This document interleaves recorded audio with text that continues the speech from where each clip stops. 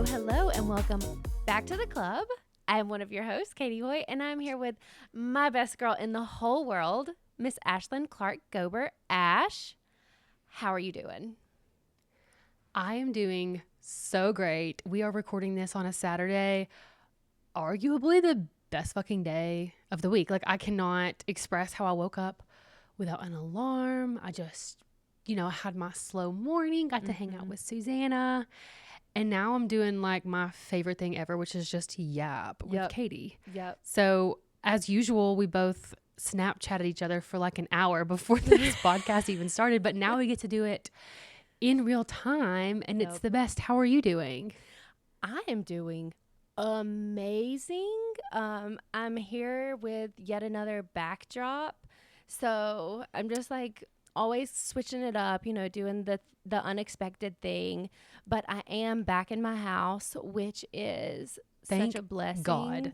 Oh my God. And like, you guys need to understand, I barely made it back in the house before we recorded again. So we were out of our house for 6 weeks, and it was truly awful. We're still dealing with stuff, but yeah, I'm just happy to be back and happy to be in my own space again.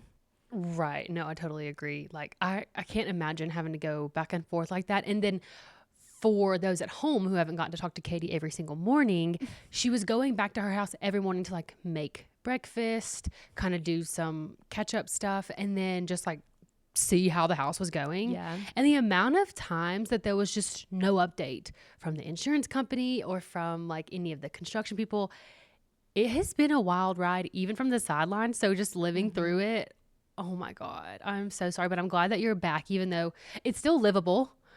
You're still dealing with some shit, but at least like you can go back to your daily routine. I know that feels so nice. Oh my gosh, so nice, except for I did. So I'm like back to my workouts and everything, which feels amazing.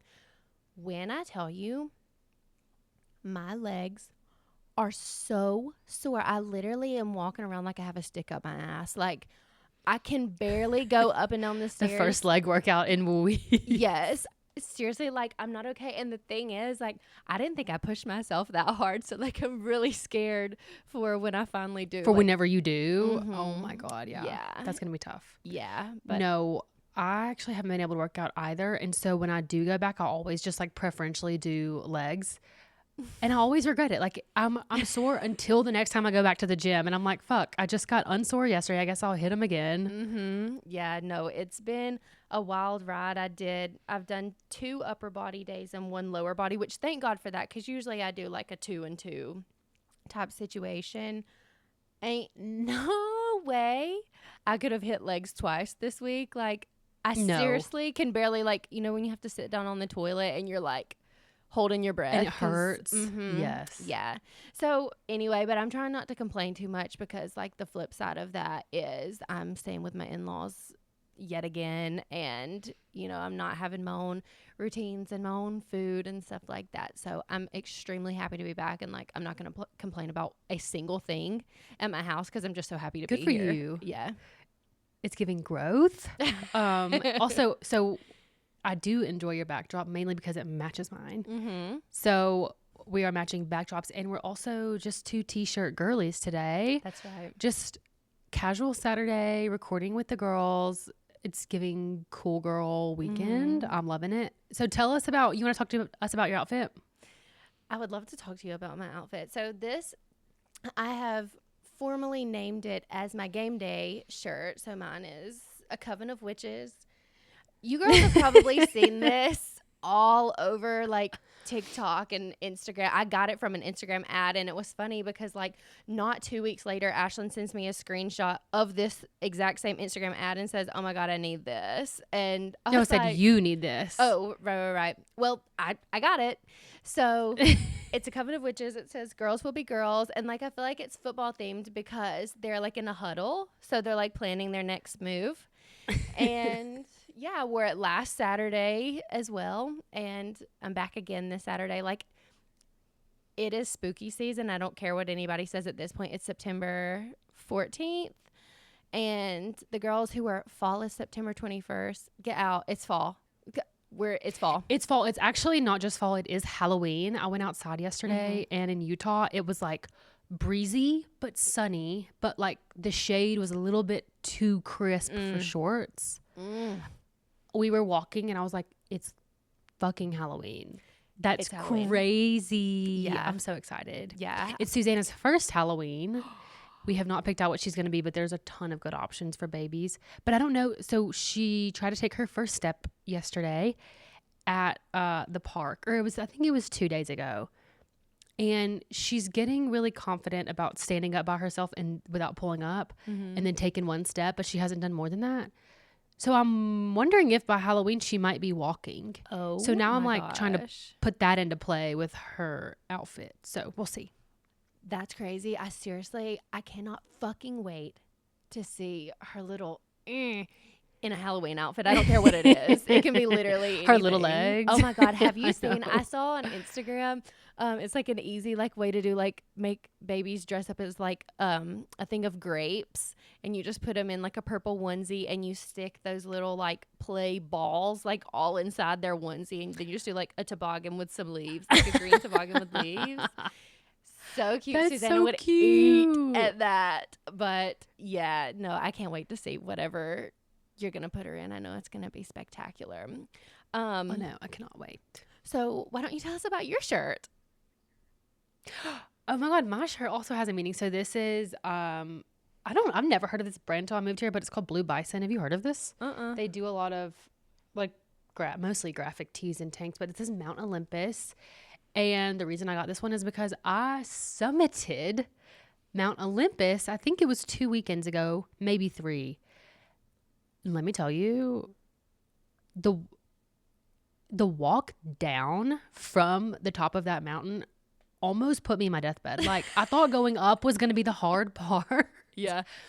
So we went with all of my co-residents, and Susanna came and Jake came, but Susanna and Jake stopped at what they call the saddle, which is sort of the flatter area towards the peak. So after that, it's rock scrambling where you're just climbing up rock faces. And so he can't climb up those with her on his back. So it was actually really sketchy in some places, but I went up there with my co-residents. It was a beautiful view, but I was shaking in my boots. It was terrifying. Yeah. But it was nice. It was just like, I couldn't believe that I made it to the top, you know? Yeah. I was like, oh my God, my work here is done. Time for a little like walk down. Back to the car. It was a Sunday. I was like, oh my God, yeah, we'll be home in no time. The walk down took me just as long as getting up because my knees were so tired. Oh my gosh. It was shocking. It was shocking. But anyway, I of course I have something negative to say about everything, but honestly, it was a wonderful day and I was really happy to go to the top. But so I got this t-shirt to commemorate my first and probably last summit. No, that's amazing. That absolutely sucks. You think like, oh, after I get up here, like this is going to be nothing. Doing the rock scrambles coming down seriously kill me like so hard on the knees every time, like, which you and I talked about this recently when we went out to like Vermont, like upstate New York. All of those hikes where it was rock scrambles like the entire way up.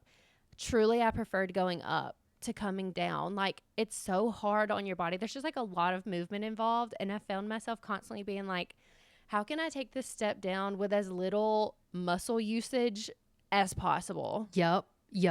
And I had actually done my first leg day in maybe 3 weeks the day before we went up the mountain, not thinking about it. So I don't know if maybe I just like on the way up wasn't using a ton of my like quads and hamstrings and I was just like putting all the pressure on my joint. I don't know. It was truly like, I was like, is this what people with arthritis feel like? Like this hurts this bad all the time. I feel so bad for them. Like, Truly. Oh my God. Yeah. And then the next day it was like nothing happened. My knees were fine. My legs were fine. It was wild. Yeah. But it was seriously so much fun on the way up. So I'm assuming that maybe later on down the road I'll do another one. But I was talking to Jake and I think I would be more comfortable if we did one where you like camp on the mountain after, so that the next day you're like refreshed and you can like go up a little bit more and then come down. Yeah. Instead of just 8 straight hours of like work. Yeah, that's a lot. So how many miles was it round trip?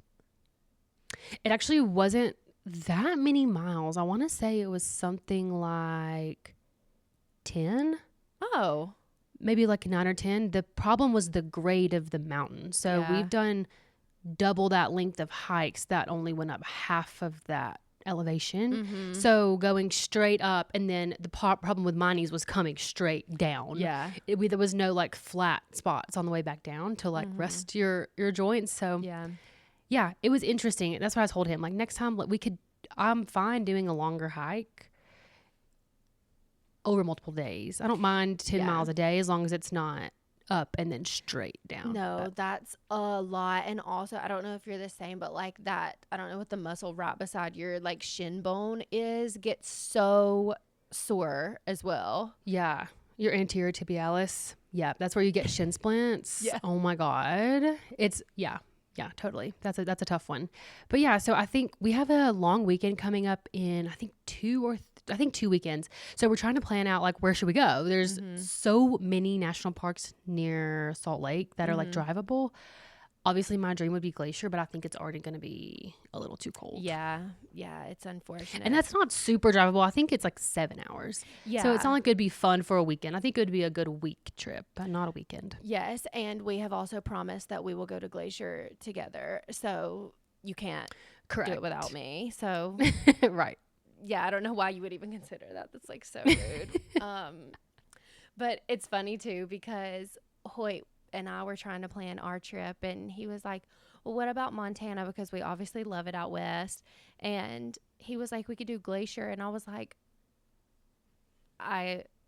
no, I can't do that. And he was like, well, I mean, if we're going to go to Montana, we could at least like go, but then we could go back like with Jake and Ash. And I was like, that's not really my style. Like, I'm not going to I'm not going to experience it without her, like any part. So no, it has to be all together. But I'm thinking maybe next August or September. Maybe August would be the best because it's going to be warm, but there's no risk of that one big road closing. Yes. Because there's not any snow. So I had one of my professors told me he went on Labor Day and got snowed on.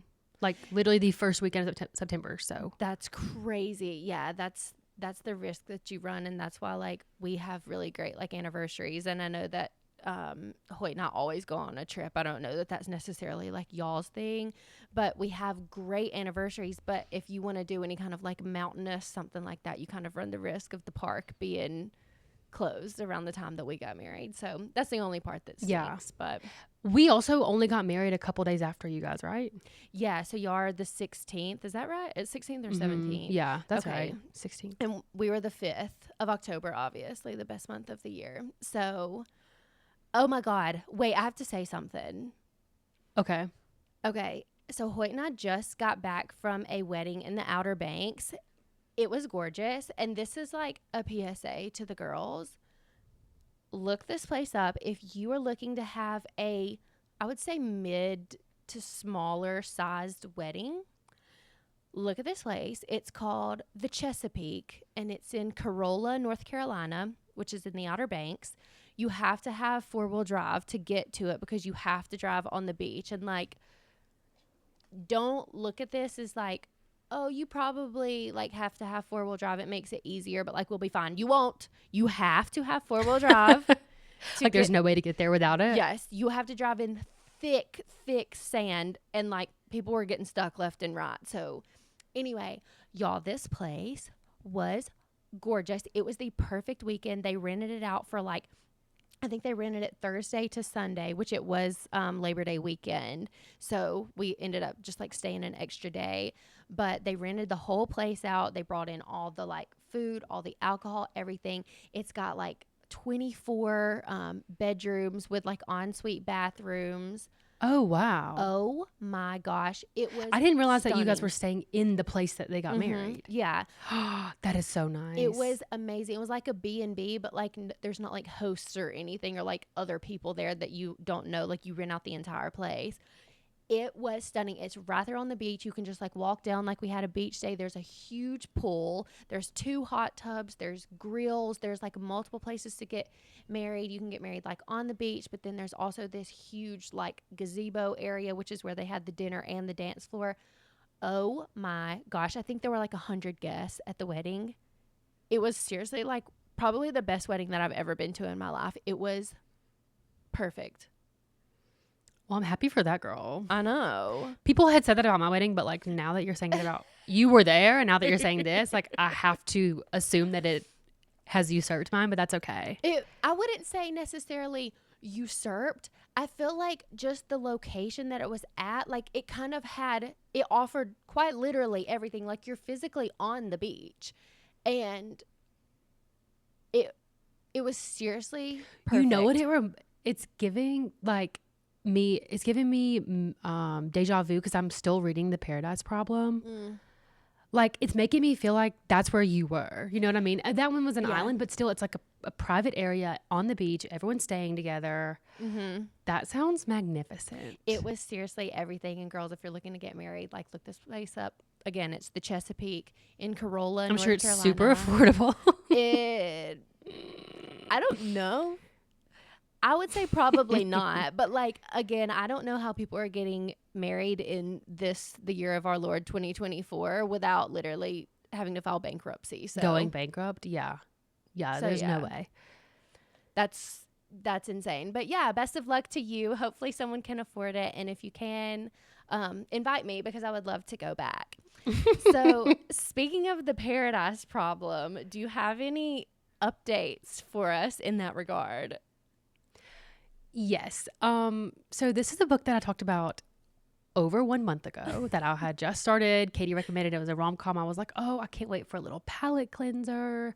I just need something new to read, take the edge off.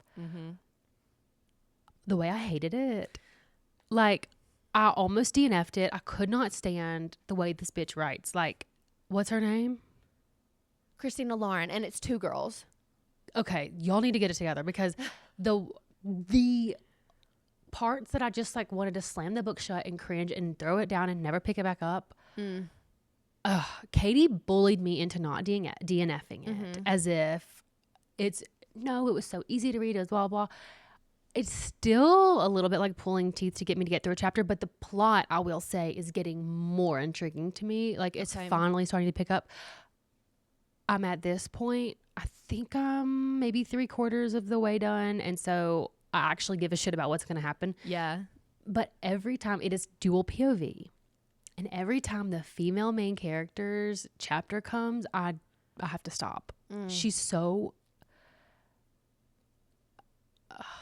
I don't know. She's just, I can't handle reading from her perspective. Okay. So I don't think that I'm going to rate it highly, but I'll think I might be happy that I finished it. So we'll see.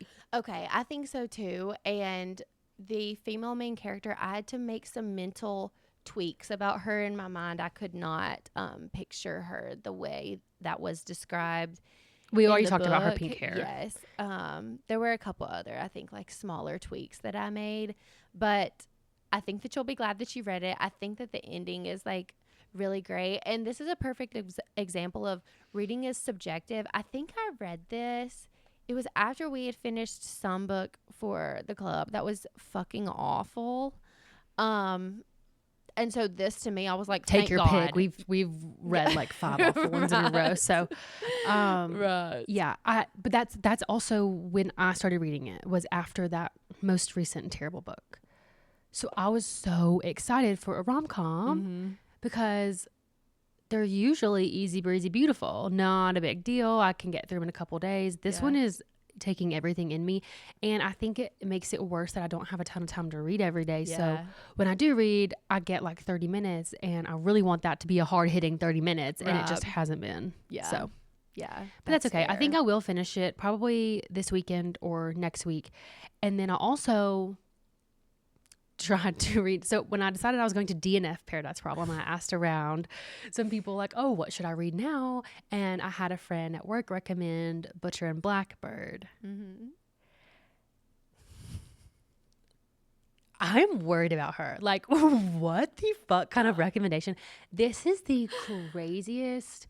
I think I maybe read 80 or 90 pages. Gotta be the craziest book I've ever read. Like, what? It's up there with Den of Vipers, but the actual plot concept is even crazier. And so if you are a sociopath and you want a rom-com that's going to cater to that aspect of your personality, may I suggest Butcher and Blackbird? That's so funny. So you told me that the other day and I was on a walk and like I don't always look at my phone whenever I'm like listening to your videos. When you said, so I started reading this book, Butcher and Blackbird, I literally like jumped back and pulled my phone up and was like, why would you be reading Butcher and Blackbird? And I have not read it. And so I only know, spoiler, it's not really a spoiler because again, I haven't read it. I don't know what it's about. But I have been told via TikTok that it's serial killers. And so that just doesn't feel like you to me. And I know that you said that you like a thriller. You like stuff like that. In this manner, it just doesn't feel like you. It is not a thriller. That's the thing, is that I thought, I was also told, if you're okay with people dying or whatever, I was like, oh, cool. Like a thriller romance. That's going to be great. This is not thriller. It's barely romance. It's just smut. Like, it's just serial killer smut. Okay. Doing really serial killer things. I don't know that I'm going to pick it back up. Like, I really don't. It gives me the ick so bad. Okay. So I feel like this is like really topical because do you know there is a girl on Book Talk, her Book Talk tag or handle or whatever is Jolie Reads. Do you know who that is? No, I don't. Okay. So the story is like a little bit layered, so you got to stick with me. But basically, like backstory, she reads kind of like a lot of like romance, and she's not huge on like a dark romance stuff. I think that she'll read it, but she says, you know, people come to my page, and if I didn't like a dark romance book, then they will go add it to their TBR because they know that like we have differing viewpoints. They'll probably like it, you know. Whatever. Yeah. Okay. So she had this video. This like blew up on TikTok. It was like a drama in the Book Talk sphere. And she put up a video doing a review of like this book synopsis. And I can't remember the name of the book. I think it's called Little Strangers. I had never heard of it before. But she basically says, I read the book synopsis and it mentions that it's like brother-sister romance. And she was like, you people are like seriously not okay. What are y'all doing? Blah, blah, blah. Like, she's like, I'm obviously not going to read it. Like, I can't get past that. So then it like blows up on Book Talk and everybody is like, she's shaming, like, you shouldn't shame people for what they like to read, blah, blah, blah. And people are like, and by the way, it's foster brother and sister romance. So like, she's wrong about that. And she's like, okay, well, it literally says brother and sister. If that would have been in the synopsis, like, I wouldn't have said that, but that's what the book synopsis says. That's what it says. Right. And so I just want to like go on record and say, you can read what you want. I don't want to live in a world where we're not shaming incest. So I'm very much on her side with that. Right. Stigmatize incest. Like, what the fuck is wrong with you people? Right. And like, I understand, as someone who reads and likes dark romance, I totally understand why it's not for everybody and why everybody would like not want to read it, not enjoy it. And also like, what is a book synopsis for if not to let you know whether or not you want to read a book? Like, she didn't want to, and that's what she told her audience, who gets Correct. recommendations from her, whether it's because she liked it or didn't. Is the craziest thing. And people are like, she was so like condescending. Like, what is wrong with you people? Like, yeah, if you are reading a book about incest and liking it, what is wrong with you? That's a crazy thing to say. No, totally. And she's clearly established herself as someone who reads the synopsis to decide if she wants to read a book, and a lot of people do that. It's a pretty normal thing to do. Yeah. So be clear in your synopsis. Is this incest or is this the Fosters on ABC Family? Like, Exactly. So there's a huge difference. yeah. So the Book Talk girls, like, seriously, you people have got to start using discernment. Like, I don't know. You people are crazy. Yeah, I don't know if discernment is always super prevalent in the book talk community, but Yeah, I believe in you guys. Like, I think y'all can get there. totally. So we have prattled on for 27 minutes, Yep. but we have not even talked about what book we're talking about today. Are you reading anything now? I didn't even ask you that earlier. I am, and I'll be quick. I read Megan Quinn's series, The Kane Brothers. It was so good. It's like 3 rom-coms. They are just cute and fun and light. They were really good. I read this book, you guys, called Don't Call Me Daddy by Jeray Anthony. Do not read it. Bruh. Seriously, it sucked me in because it was like age gap romance in this like creepy town, and I was like, well, it's spooky season, I can do that. Don't read it. Like, don't read that book. Okay, that's all I have to say. And I also am currently reading Daydream by Hannah Grace, which is the same author who wrote Icebreaker and Wildfire. So far, I'm not loving it, but I'm only like 100 pages in. So, But you liked Wildfire, didn't you? I absolutely loved Wildfire. It was so Okay. good. But we'll see. Gotcha. This And did you one's like Icebreaker? Like might be a strong word. But you read it and you didn't hate it. I enjoyed my time there. I wouldn't say that I Still think about it. no, Clearly. like literally not at all. The only time I think about it is because those characters are still in like the rest of her books. So, Okay. yeah. Gotcha. But Daydream, I'll keep you guys posted. I'll post on the club whenever I get done reading it. Okay. Sounds good. We'll keep on the lookout for that because I want to know like the full review. Yeah. So the book that we are talking about today is The Veiled Kingdom by Holly Renee, which I feel like I've not seen much by her, like in the mainstream. I'm not a big book talker, so I'm not like always as up to date as I want to be, but I still feel like this is almost debut for her. Yeah, she has another series, and oh my God, I have to correct myself because on the last episode, I said that she had another series called The Coven. Wrong author. I don't know who I was thinking about. It's not her. She does have another series, this Holly Renee, that I think you would recognize. I couldn't tell you the name, but like I know what the cover looks like. Okay, gotcha. But yeah, I definitely think that this wait, one is getting more I did see hype. that.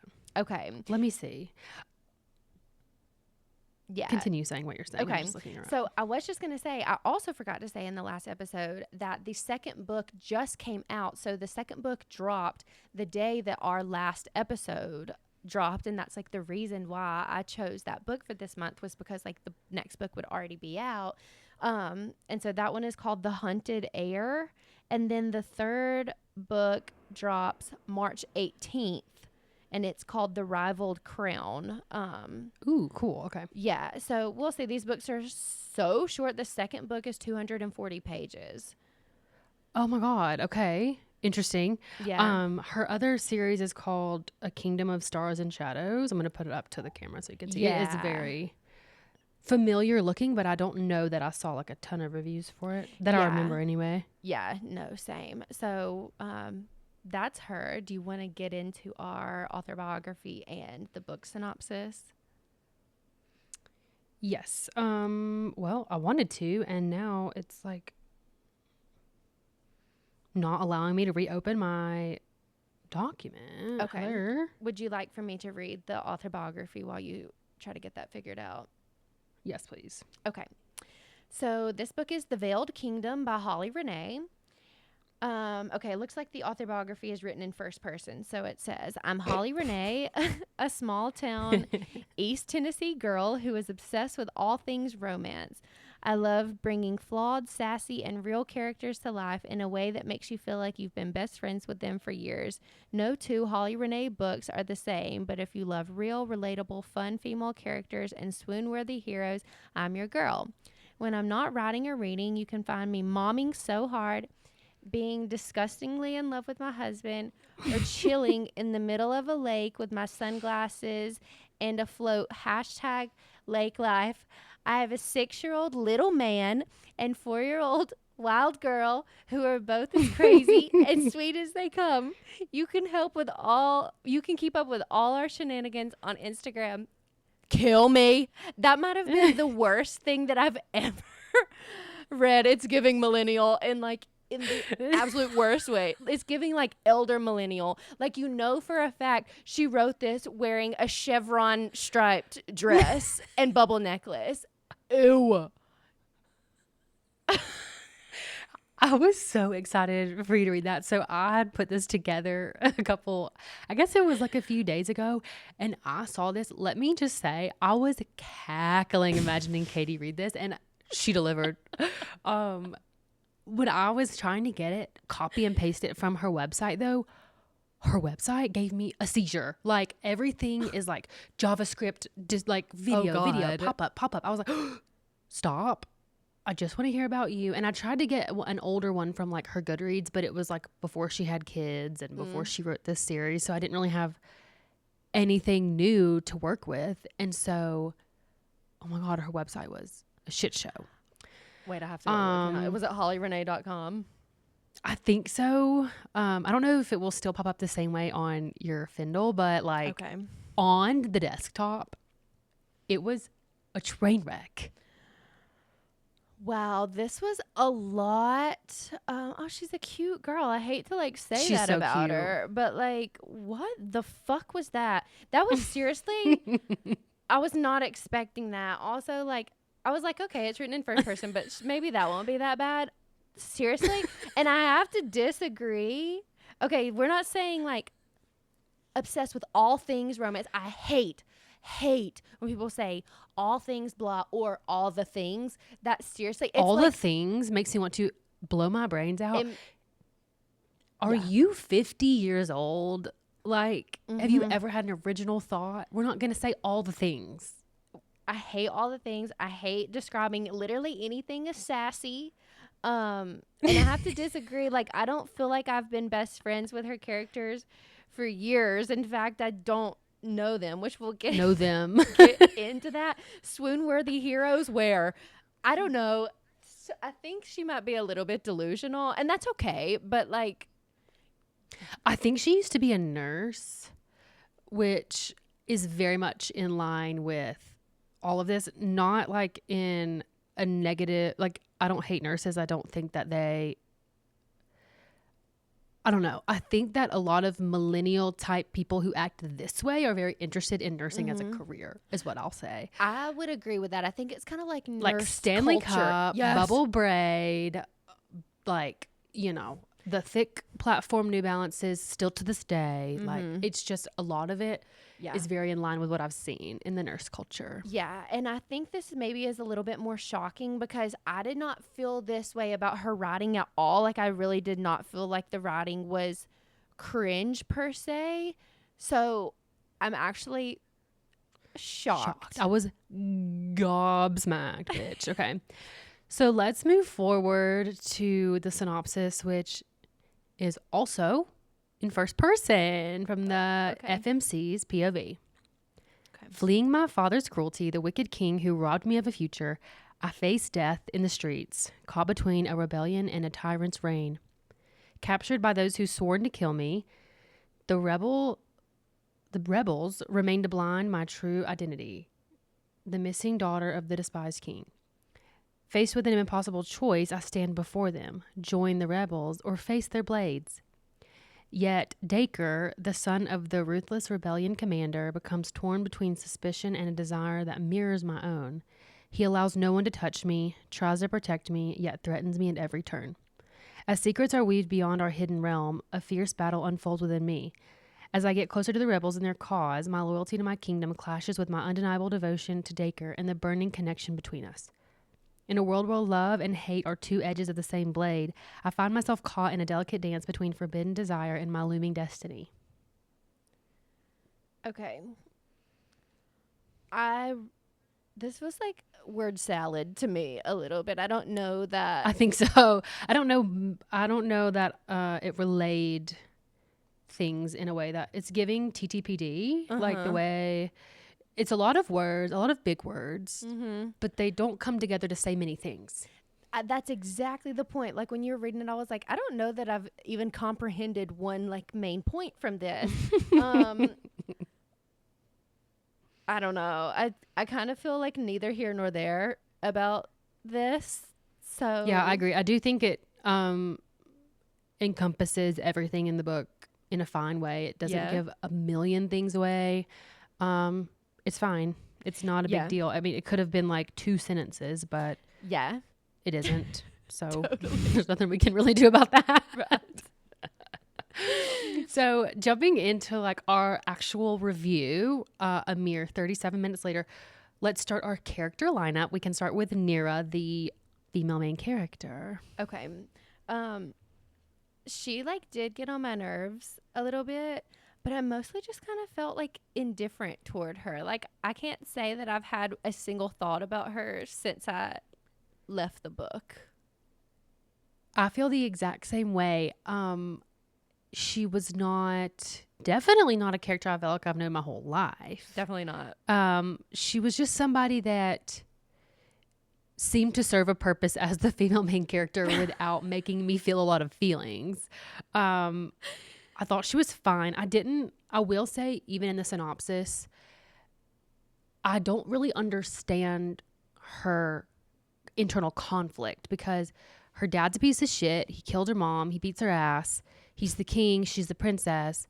She flees. She literally lives in the street for a year, puts a rebellion sign on her wrist, and then is conflicted by whether or not she should join the rebellion. Okay. How does that make sense? Most of what I wrote for her is literally questions. Like, I don't understand. Why did she not want Dacre to rescue her from the dungeon? Like, what was the conflict there? It's either get out and figure it out later, or like literally be here stuck in the palace again. That didn't make literally any sense, and I don't understand why she did not want to be with the rebels. No, because wasn't that your whole point of putting the rebel mark on your arm, was to like infiltrate this sector of people so that no one thinks that you're the princess? Like, also they have the same values as you. They want to get rid of the king. Right. You want to get rid of your dad. You like what? Yeah. Where was the internal conflict? conflict? I can't. Yeah. So yeah. I don't know. I felt the same way. Also, like, I feel like you start out with that guy Micah at the beginning, and then he like literally never comes back into play. I have to imagine that like at some point, maybe in the next book, he'll come into play, because also like when they go to visit the grandmother, she's like, that guy like came back once, but then like I haven't seen him ever since. So I feel like he keeps getting brought up, or she says like he was my friend or whatever. So maybe he'll get brought back up again. But I'm like, was there literally any point in introducing his character, like any whatsoever? No, I don't think there really was. Maybe, yeah, like you said, maybe later in the next book. But you just told me that the book is like 200 and something pages. So Yeah. I don't know how we'll have time to address what happened in this book and also Micah, because who gives a fuck? You know, like he was there and now he's not. Who cares? It also seemed like he was falling in love with her and she wasn't falling in love with him. So I hate that dynamic so much. I don't want to have to like rehash any old feelings that are pent up between him and, it seems like, just himself. So yeah. I don't really care if he comes back or not. I don't know. One thing I will say that I liked about her character and about the book in general is like she didn't just join the rebellion and then magically become the best warrior they've ever seen. Like, she was slow to learn, not very good, very reflective of like her life in the palace, you know? Yeah. She didn't just magically become this thing. But my other question, what is her power and what does it do, and when will she learn about it? Like, it came up. She got her power. I thought it was a really good scene. Yeah. And I was excited for her to like really dive into learning about it and controlling it. And then we just never heard about it again. Yeah, no, that's kind of like the theme in this book. Like, nothing is played out. It all just kind of is like, here's this bit of information, and then you just seriously move on from it. I'm the same. Like, I want to know what her power is, what all she can do, why it has remained hidden for so long. And a lot of times I feel like in fantasy books, it's because like they wear some kind of like relic, like a necklace or something, and it keeps their powers hidden. And I don't think that she has anything that she like wears on her body to keep it suppressed or anything. So I am curious to find out about that. But something that drove me literally crazy was why at 20% into the book were they like, yeah, we're all fae. And then it quite literally never gets brought back up ever again. I thought the same thing. If I had read this book without hearing once that one time that they were fae, I don't think I ever would have questioned that they weren't human because, Right.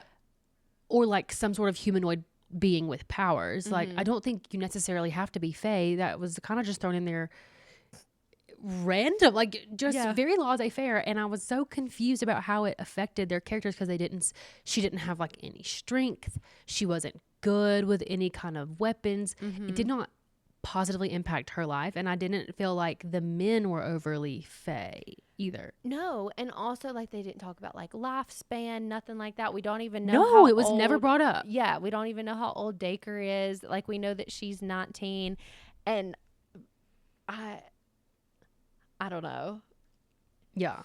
I don't know. Also, when this is my last point that I had, I don't quite understand how her dad collects power. Like he has like the tithe, and people have to give him some of their power. I don't quite fully like understand what that means. Like, how do you collect power and like keep it somewhere? I don't get it. Yeah. No, great question. We might never know because it was literally not brought up once. It was never explained even a bit. I was expecting tithe to be money. Mm-hmm. And then because at the beginning she was like, I don't have what he needs for the tithe. And then later on you find out that it's power that he takes. Yeah. So yeah, I'm really not well versed on like what the fuck is going on in this plot, I'll say. For literally any aspect of the plot. Like, I don't really even know, like, what are their powers? Like, No, it's not like none of it is explained. Do they have different powers? Is power one thing that everyone just uses in different ways? Nothing is explained. I cannot get over it. The only other thing that I wanted to say about Nira is that I liked the backstory with her mom. Mm-hmm. I thought that was cool. I liked that she, like I said earlier, like grew up in the palace and it was reflected in her like ability to be a warrior. But I also didn't like how sheltered she seemed the entire time. Yes. I, as a rule, don't like that in characters. Like it kind of gives them, I don't even know what I'm trying to say. It just makes them a little bit fragile or something. Yeah. It doesn't give I need a cooler dynamic. I need a cool girl. Where is she? Yes. No, that's such a good point. I feel like a lot of times when it's kind of the same trope or like the princess is like kept away in the palace, she's so curious about the outside world and she like has a way of like getting intel about things or I don't know, doing more. And I know that Nira says like once you're in the palace, it's really, really hard to get out. Like it's impossible. But I felt the same way. I just felt like she's so sheltered and kind of like meek and mild a little bit. And like Meek is a really good word. Yeah. I think we just need a little bit more fire from a female main character. I seriously like when you said that she just like served a purpose so that we could have a female main character. That is the perfect way to put it. Like she's literally just there was a hole. She just is it. Yeah, she got like dropped into the roster. So yeah, chosen one. But yes. So I just wonder, like, allegedly she spent this year out on the streets. Where is the grit that gave her? Where is the what did those experiences go toward? Because it doesn't seem like it shaped her personality in any way. So that to me is a flaw. But Yeah. That's pretty much all I had to say about her. If you don't have anything else to add. Yeah. So let's go ahead and move on to our male main character, Dacre, and please go ahead because I'm dying to hear what you have to say. Yeah, the worst male main character name I've probably ever heard. Like what? Dacre? Okay. Mm-hmm. I felt like he was okay.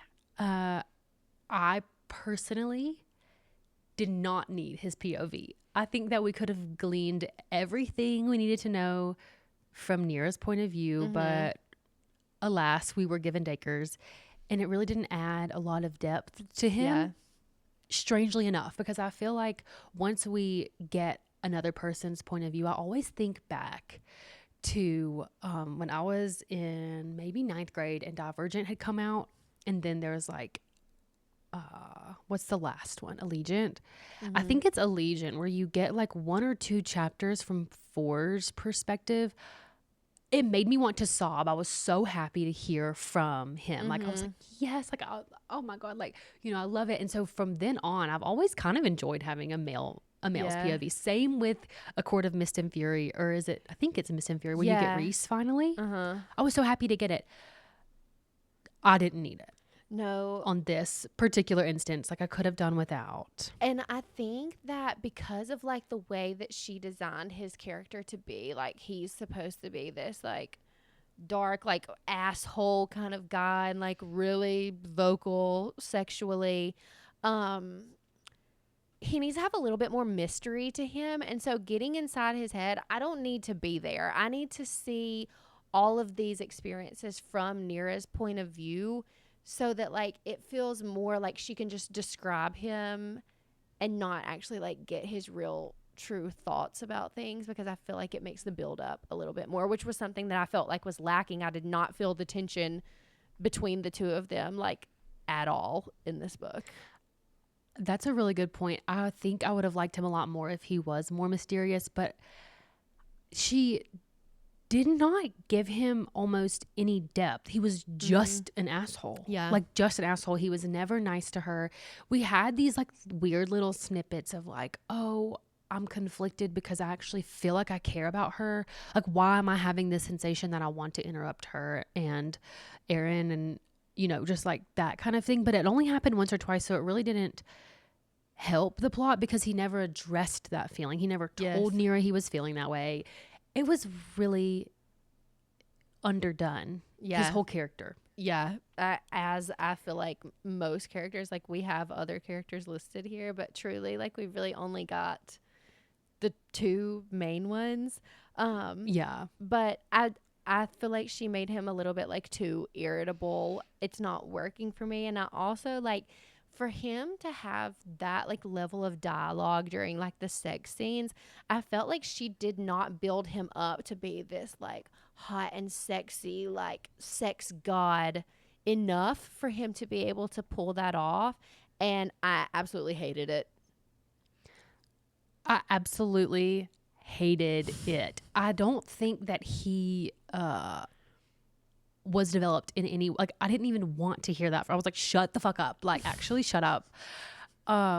Because the most he ever talked to her is whenever he's literally having intercourse with her. Yeah. Like, please shut up. And saying like, you're mine, and say it. Say that you're mine. Ooh, disgusting. Why? Like, why would I say that to you? You've never spoken more than 5 words to me. It's so crazy. Yeah.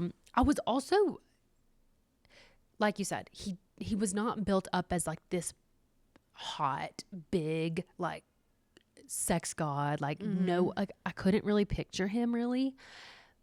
But also it was like I wanted more from him from like a commander perspective too, because he's supposed to be being trained to be in charge of all these people. I wanted more snippets of him like being in charge of this rebellion and kind of getting to see what he does in the day to day, but also smarter, like more cunning. Why did you not figure out that she was the princess before your dad told you? Oh my gosh, yes. And like I want him to be like this big and bad warrior, and I feel like we never really got to see him like fight or like see how like badass he was. But I agree, like it would have been a lot better if it like is revealed that he knew the entire time, and like this whole backstory on how he knew she was the princess. But it just like didn't happen. But I was confused because at the very beginning they're talking about the princess and he brings up something about Nira, and so I was like, oh okay, so he's suspicious. But I guess he wasn't. I don't know, it like didn't play out the way that I thought it would. I know he was definitely suspicious of her in a way, but not in the way that mattered. Like he wasn't really investigative. Investigative, is that a word? Yeah. Of what's like everything. He would just be like, you're a liar. Yeah. And that's it. I'm like, okay. Mm-hmm. Dive into why she's lying. Figure her out. Yeah. And I think like the part where he took her to train, he took her to meet the grandmother, he took her to train. We just got that like as a time warp. It was like we went to train and then hours later, like here we are in the cave. That dialogue and that relationship building would have benefited the book so much. Yeah. If we had that. Yeah, I agree. I felt like it was good. This book started to get kind of like stagnant to me, so I was happy to see them like go out and do all that stuff. And I do think that added to kind of like the build up of their relationship when they finally left and they like went to see the grandmother and all of that. But then of course like he gets mad at her and is an asshole because like she didn't know that she had powers. So yeah, I don't know. It's so weird. The whole thing is weird. So if you want to move on, the next person I have written down is Rin, the sister. Yeah. Again, I have a lot of questions. So like, are we ever going to find out like what happened in the dungeon, how they became friends? What did they bond over? How long were they in there? Like, I just feel like we're missing so much context, and it's stuff that I would genuinely want to know that I don't feel like would take her forever to just like describe. You could literally describe that in one page. And so totally I'm just like missing a lot of information. I liked Rin.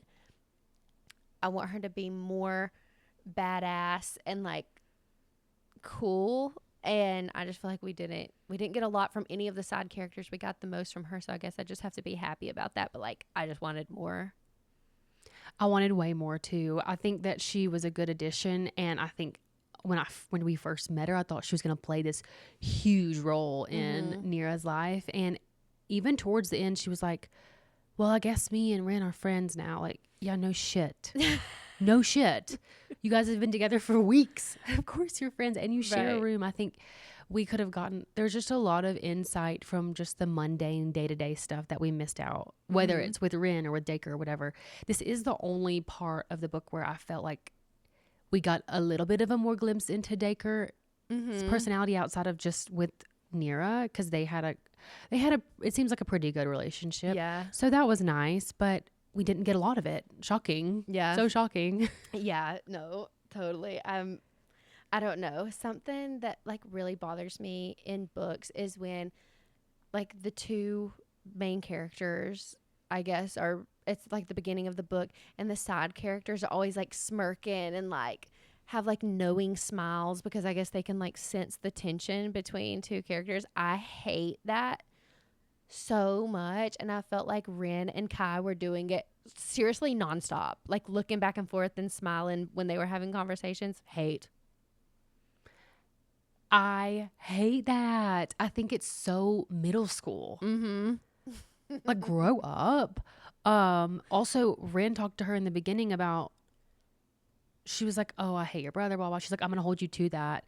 And then they never brought it up again. Like, you would think that Ren would actually give a shit that her new really good friend is now fucking her brother, which not care enough to where it like ruins their friendship, but also like obviously care a little bit. Yeah. Or like get some details, help her out with the relationship side, because there's not one. There's no emotional connection. Right. At least not to our knowledge. So yeah. Yeah.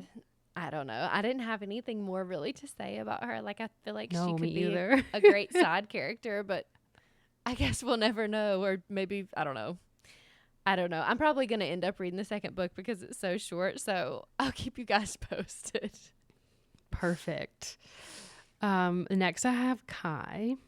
And I put a question mark because I just didn't know how much we could say. Yeah, I know. The only thing that I wrote is I feel like he's like high key, like really hot. If she were to ever decide to develop his character, I want more of him, but like we don't even have any physical descriptors of what Kai looks like. So I'm just like going based off of, I literally just created a version of him in my head. So same. I don't have anything concrete, I would say, but in my head, he's definitely the big hot side character that I'm interested in. Yeah.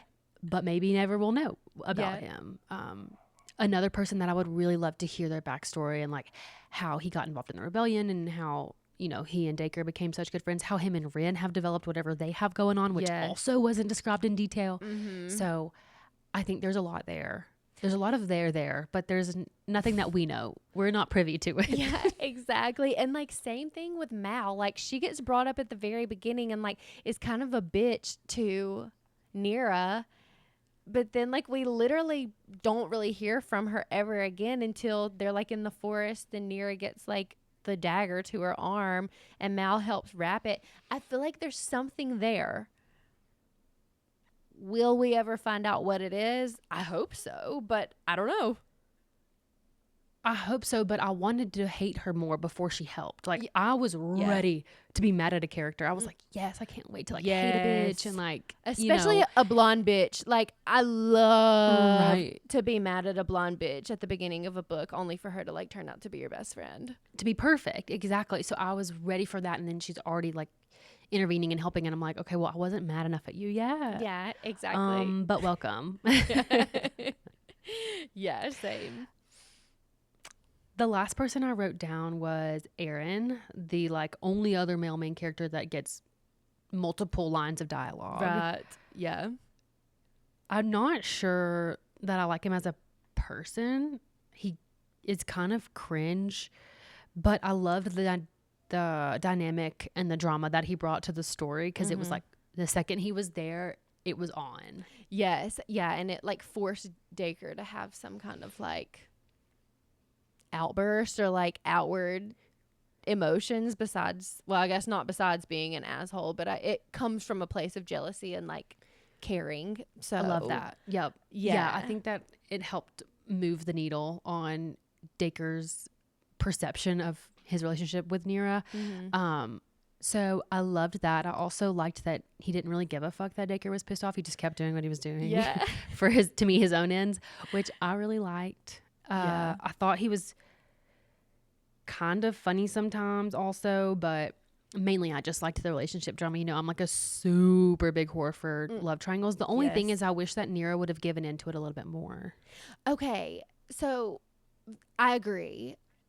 I had written this earlier, but I feel like if you are going to set up any like morsel of a love triangle, you kind of don't need to do dual POVs. Just like going back to your point, like, okay, we obviously know that she ends up with Dacre, and that like takes away from the thrill of it all with Aaron, which, by the way, I wrote down, I know his name, hate to see me coming, because the way it's Aaron every time this word comes across my eyeballs. I seriously, like, I can't get it right. I know, like, when I first saw it, I was like, Iran, and then I went to the beginning because I knew that there was, you know, like a little descriptor of how to say it, but she was not very good at, like, the enunciation. Like, it was almost like she just rewrote the same word and was like, good luck. Yeah. I can't, I don't know, every single time I say it, I say Iran, but to me, he is giving Dane Atos kind of in every way.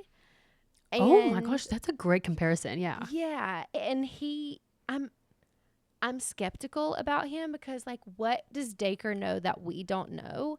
However, he never like actually showed anything that was like malicious. So I'm inclined to like him, at least in the end, but like something is brewing there, and we just need more information on him. So I agree. I was waiting for something nefarious to happen, and it didn't seem like anything ever did. It was more just like Dacre was jealous, which is fine, but I would have liked him to turn out to be like a little bit questionable. I also, because we didn't know Dacre well enough, like I had trouble seeing him as like inferior to Dacre. You know what I mean? Like whenever there's a love, not really even a love triangle, but whenever there's like questionable people that make the main character jealous, I need in my mind for them to be like a notch down, like a notch below. Totally. Yeah. But he really wasn't. And that made it like kind of hard to pick a side, honestly. I was like, I don't know, I kind of like this guy. At least he's nice. Exactly. And at least he's, like trying to be helpful. And I don't know, if she ends up with Aaron, he better not have the same kind of like dirty mouth as what's his name? Dacre. Because I can't. It's like, it's an ick for me. I actually hate it. Okay, well, even though this might be a short section, should we play favorites? I think that we should. So we'll start off with our favorite character. Who was yours? Okay. It's very clear that I'm not really obsessed with like any of the characters, but Yeah. I put Aaron because he was the only one serving plot. He was the only one moving the story. So for me, that's enough. Okay. Love that take from you. I literally wrote, I don't know. Maybe the grandma, or I was about to say she was my runner-up. or I feel like I really want to get to know Mal and Kai more, but like we only know 2.5 characters. Like Ren is cutting it close for like, do we know her? I don't know. I don't know that we do. I don't know that we do. So I don't know. The grandma seemed cool. I would like to like hear more from her, have her be more involved in the story, but maybe book 2 will. I don't know. I don't want to like keep speculating that the next books are going to do literally anything for us. That's so funny because that's what I thought. Like this book. No, I'll get to it later. Okay. So next on the favorites list, do you have a favorite scene? I did. Okay. So at the very end where he has sex with her and then like as she's climaxing tells her that like he knows who she is. I thought it was so good. Like finally some excitement. I'm dying to know how he decided that that's how he was going to handle the situation. Like what happened? Of any point that I would have wanted his POV would be the minutes prior to that in his little brain, just like, because I think it was from his POV at the beginning, like whenever he was with his dad and then and then it swapped to hers. Yeah. The walk down from wherever he was meeting with his dad to the room, that's what I needed, and she did not deliver. So Oh my gosh. Yeah. Loved. Oh, I agree. I think that was such a good way to like really end it.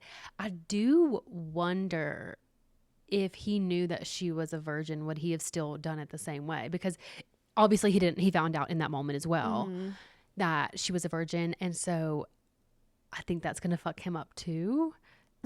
I hope that it does. We'll see how it goes. So yeah, I think that's like it was a really good way to end it after, all the energy we put into being given crumbs. Yeah, exactly. No, I completely agree. What about you? What was your favorite scene? So I have 1.5. So my favorite scene was the part at the palace where Rin kills the guard that notices Nira, like with the quickness, like did not bat an eye, just literally went straight for him because I was waiting to see her warrior pop out, and that was like stunning work. I loved it.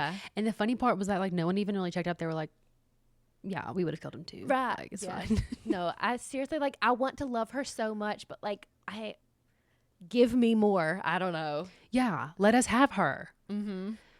Yeah, and then that was a good one. my 1.5 scene is whenever she gets the powers and he's like talking to her about being a traitor or whatever. And she's like, you're just a traitor too. He's like, yeah, I am. I'm a traitor to the monarchy. I don't know who you're betraying. I was like, oh my God, that line ate. Like, I was like, oh my God.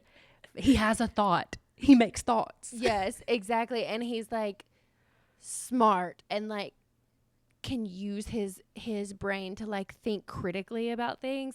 That was really, really good too. I actually really liked that scene. It didn't necessarily end the way that I wanted it to, but you're right, he ate with that.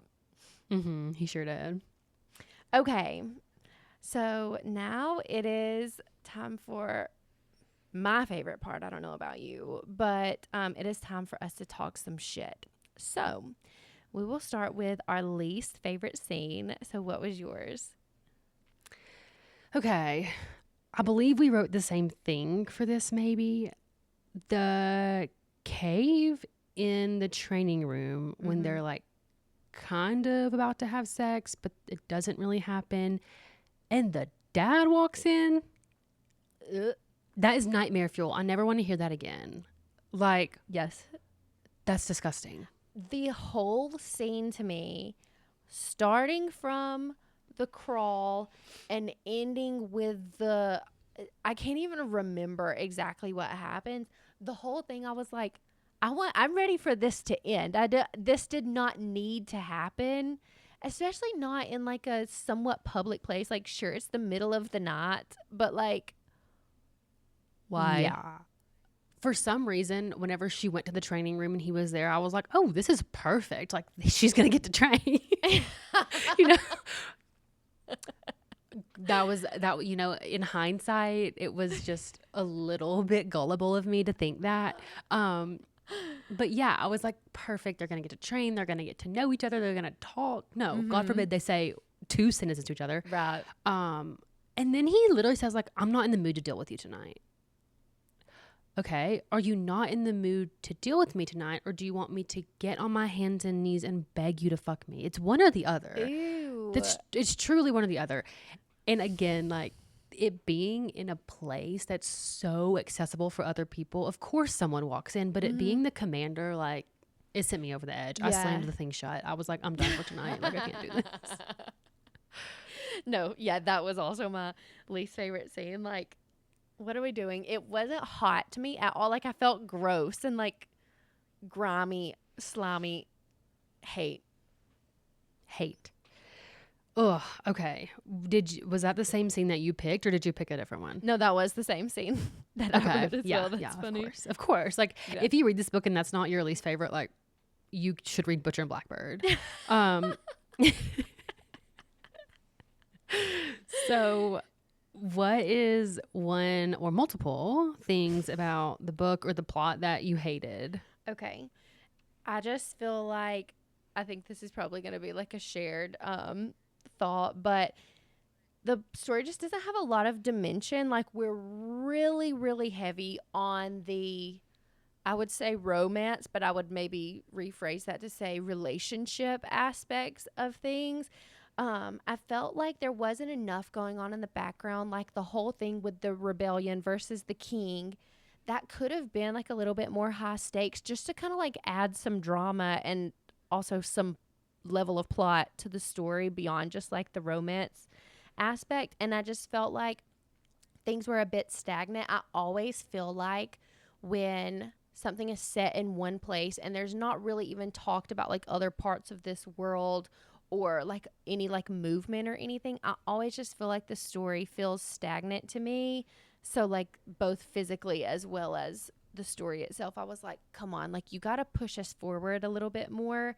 And I didn't necessarily feel like that was happening, especially because like the romance, or I'm sorry, the sex developed quickly without much romance. So now I'm just stuck here thinking, what did we talk about in this book? Because it wasn't the plot, that's for sure, and it wasn't the relationship. So what was happening? I think it was mostly just them training. Agree. I totally agree with you. Like, I want to pause here and say that the word that I have been trying to pull from the depths of my mind, you just said it, dimension. Like, where has it been? Dacre doesn't have it. Nira doesn't have it. The world doesn't have it. Their powers don't have it. Like, where is it? Yeah. Oh my God. Thank you for saying that. Like, I'm like, God, there's a word for this thing that they lack. Yeah. Yeah. Like there's no, I don't know. It's like there's substance here, but like the opportunity to have more is like so grand, and she needs to follow up on some of these things. But like book 2 being 240 pages, I just don't know that she did. So I can't really like set my sights on that because I don't know. And now she's added like another aspect. Now she's on the run. So I don't know. We'll see what happens. But what about you? What would you change? Yes, I just put, where was the fucking romance? I'm not the type of person that particularly enjoys pure erotica books. Like I Yeah. need there to be substance and dimension and a plot. And there really, to me, there wasn't. It was really lacking in that whole entire aspect. Mm-hmm. So that was my number one thing that I would have changed. She's also just like not very good at describing, and it's probably just like lack of effort. It's probably not even something that she actually can't do, but she didn't describe things in a way that I could picture them. So I don't know what the Yes. training room looks like. I don't know what the city looks like. I just know that it's dark. I was just imagining the Dauntless headquarters the entire time because I couldn't think of anything else. Just like hoping that that would be similar. You know what I was And- picturing was What? the Chamber of Secrets, like underground. That's what I was picturing the Wait, entire that's time. a good one. It's kind of nasty compared, but yeah, I think Right. that's the very end where it opens up to like Uh-huh. the statue and stuff. I think Yes. that's a good. Yeah. But yeah, it was just like not described. Like I really, really wanted more descriptions, and the way that she put all of her energy into describing the sex scenes, if she would have just flipped the script and like described one other scene, Mm-hmm. I think she would have really nailed it. Totally. And I wouldn't have been mad. Like take the extra 100 pages to actually illustrate something, you know? That's exactly how I felt. Like you add an extra 50 pages to this, which is not a lot, and you could every single thing would be rounded out and quickly too. It's not like we're asking for you to like, describe the world, but just give us a little bit more detail about things. That's exactly how I felt. I could not picture things. Even like when they're walking through the city, she's like, and then we walked over a bridge and there was a stream over here. And then there was like a city with I seriously, I can't picture it. I have no idea what she's talking about. No, I have no clue. So that was another thing. Yeah, it doesn't seem like she's headed in the right direction with a shorter second book, I'll say. Yeah. Yeah. It seems like she's just going to, build on the questions which we already have. Like just leave those behind. We'll start fresh. We're starting fresh and just like have to move on knowing that we will never find out about any of these things that we wanted to know. And then the last thing I wrote, I hate a virgin trope. I don't want a virgin anywhere near my sex books, okay? Mm-mm. This is not the space for you. I completely agree. And you can mitigate that with a single sentence of, I've had experiences before, but none of them made me feel like this. Done. Even worse than a virgin trope is a secret virgin trope, because sometimes your very advanced sexual partner will have you doing crazy shit and you don't even know what's going on. Like, you're telling me that the very first person that you have ever had any sexual relationship with, like, it seems like she hasn't ever had anything, and you're going to tell him, I'm wet? Babe, how do you know? And no, you're not. I know you're not. We've all been there.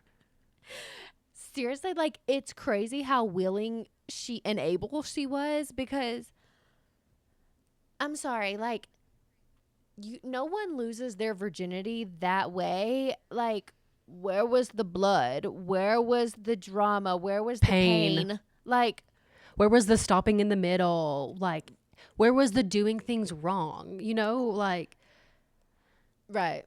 I don't know. But the thing is, I'm fine with people in the real world being virgins. I want to make that very clear. Right. I don't think they're listening to this podcast. I don't think there's one virgin on this podcast. I don't think there's one virgin reading this book. It's just not realistic. And especially for this author, particularly the level of spice that she went to, like, would never work. Like, it doesn't work for a virgin female main character. No. Like, seriously, think about it this way. Like, you are a Mormon girl. I'm talking like real world. Like, a Mormon girl who was homeschooled, and now your very first sexual partner is this like crazy freak, and you're just like, yeah, how would she even be educated about that? She grew up in the palace. She was completely sheltered. Like, she doesn't even know basic like worldly information, yet she's just like immediately like down to freak. I don't know. It doesn't work for me.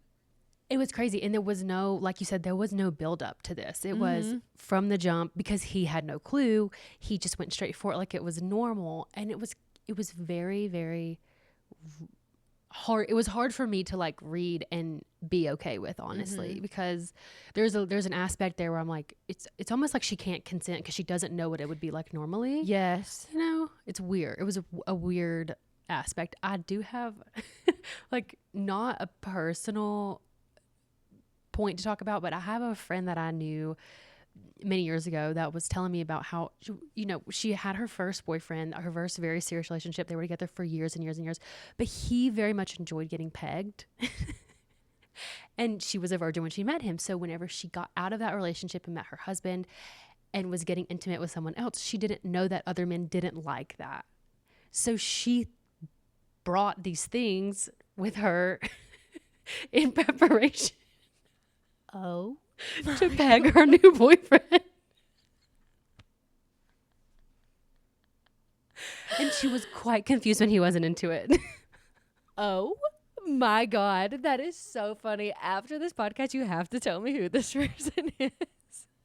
You don't know her. I met her a long time ago, Okay. and we're not super close, but I'll tell you. But yeah, Okay. it's of no consequence to your life. That is so funny. And God bless her. That's how embarrassing. That's a lot. How embarrassing. They're still married with 2 kids. Okay, so that's everything amazing. went well. Yeah. Yeah, that's amazing. So yeah, that's hilarious. Okay, moving forward, what hot takes do you have to discuss with us today? Okay, so we kind of already touched on this, but I really don't like the underground city. I think that people probably think like this is so sick. There's a whole city down here. Not me. I it doesn't I'm make definitely in that camp. I was like, this is so cool. yeah. It doesn't make any sense to me how the king with literally every resource in his disposal can't figure out how to lift a rock to get down to the underground city. Like, what the fuck are you talking about? It's not like you have to have, it's not like retina, you know, like it has to recognize you per person. They literally flip up a rock and then they're out into the real world. Make it make sense. And am I imagining this? Whenever they first went down to the city from the dungeons, Dacre did something with his power to open everything. Yes. But So then when they're leaving, it's just, we moved the rock. Yes. So it made sense. Then I was like, oh, okay. It's somehow some kind of magic for like it is like coded to the individual. I don't think that it is. Like, what do you mean? If you really wanted to. So in all these hundreds of years, they've never been able to find out the city and how to access it. Like, it literally doesn't make any sense. I know there's spies out here in the forest. So Yeah, I agree. It doesn't, that part is not checking out. I did think it was a cool concept, but again, like with the rest of this book, it just wasn't developed in a way that my original self, I don't still feel that it's like so cool. I like the Yeah. concept still, but like nothing came of it really, you know? yeah, I felt the same. My only other hot take is that I literally fucking hate the covers of these books. Like, it's giving Canva, and I don't like black and pink together at all. It also, like, where's the pink coming in? Like, it literally doesn't match the story. Okay. I had it written down to discuss how much I liked these.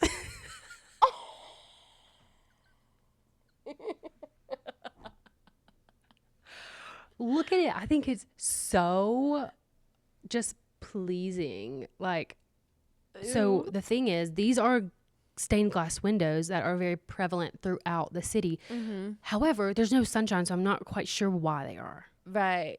So, That's what didn't Either make way. any sense. but I love, like, because it's a stained glass window, everything is like sort of harsh lines and like, you know, kind of artistic, I don't know, like abstract. I loved it. And I thought the same thing about her other book series. And what I like the most is that these are all coherent. Like they all have Yeah. similar designs. So that's crazy. I hate it. I think it's literally so ugly. Don't listen to her. No, literally, that is so funny. I actually love them, and I like the scene when I went to her website and I saw the other covers of her books. I was like, oh my god, I want to read all these. They're so pretty. I like So the that's other cover, hilarious. the one that you showed at Well, the that beginning. has green. It has like a little, you know, it's got some little other stuff. But Yeah. that's so funny. Yeah. So Yeah, I totally what love about the covers. you? But Did you have a hot take? I did. I have one, and we've sort of already discussed it. But let me just take this moment to kink shame for 1 second. Okay. And I'm going to look you in the eye. Okay. The crawling, bitch, like you got on your hands and knees and you crawled toward this man and begged him to have sex with you. He doesn't even like you. Yeah. He's never given you one reason to think that he likes you. How is that possible for a virgin who's lived in the palace her whole life, for a guy who goes out of his way to make your day miserable every single day? Like, he's never said one nice thing to you. Where is your backbone? Yeah. She's like, I had this overwhelming urge to do as he said. Why? So I think what that was like kind of making me think of is like a mating bond in some way. That's kind of where my thought went. But again, because the powers weren't discussed and the world wasn't discussed, I don't know if that's a thing that happens here. Yeah. Yeah. But it does seem like for some reason their powers are entwined. So I wanted to bring this up earlier and I totally forgot. But whenever you asked about how her powers came to be, I was thinking maybe it was like interacting with him or something, like some sort of like fated mates situation. Yeah. So we'll see where it goes. But yeah, there's definitely something there that's making her do this. And I get that. But without explaining that, I don't want this scene. This scene can happen later on down the road whenever they've actually decided, oh, maybe we're mates. There's something here. And we've already had normal sex. And we're tired of that. You know? Yes, exactly. But like at this current juncture, it's not working. We're not, no one is ready. No one was prepared. No, like, ew, it's icky. Yeah. I'm glad we can agree. Yeah. So now we're going to move on to overall thoughts, including star rating and a rating for the level of spice with chili peppers. Okay. So I think y'all are going to be shook. Yeah. After all this shit that we have just run our mouths, yap, complain. I gave this 4 stars. I really liked the story, but I think that the book is short enough that I'm inclined to continue on with the series and look past all of these questions that I have, because I can just like fly through and just like devour this story. I feel like the level at which it was reviewed and talked about on TikTok directly reflects how I feel about the book. Like, I'm like, yeah, this was good. It's not great, but I'm going to keep reading it. And like when the next book comes out after that, I'll probably read that one too. So yeah, I thought it was good. And I also wrote down that she could have added 50 pages to fill out the details a little bit more and thicken the plot. I thought it was good, but then for chilies, I put 3 chilies, and I think that the dialogue sends it above. I think that the way he was just like a freak sends it above 3 chilies. But if I'm being like realistic about like the actual sexual content itself, I think it's 3. But I don't know. I hated it. So so yeah. Okay. How about you? I'm so happy that we are on the same page with this. So I don't know who like picked this book up and printed it and literally sprinkled crack cocaine between the pages. Like, with all of the things that I've said about the things I don't like about this book, I could not put it down. This is the first time I've stayed up like past my husband reading a book on a work night in months. Like, I seriously was like, I wanted more. So I have no choice but to rate it 4.5 stars. Okay?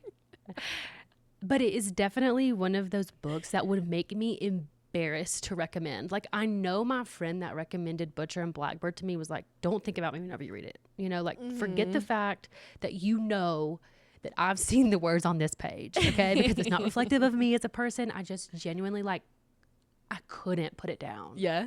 Like, oh my God, it was magnificent. Yep. And I think, like you said, the length really played into that. I didn't have time to dwell on the things I didn't like because I was just wanting to get to the next thing. And I think my preference would have been to read these whenever they were all out so I could just devour. But the second one is getting to my house today. So Okay. I'm pumped for that. And then for Chili's, I agree with you. I actually put 3.5 because I think that the content is not such that it's not like there's too much, definitely, but I've gotten less in a much larger book. Yeah. But the 0.5 is for the type of spice, like the freak with which the man, like, I can't even, like, it was wild.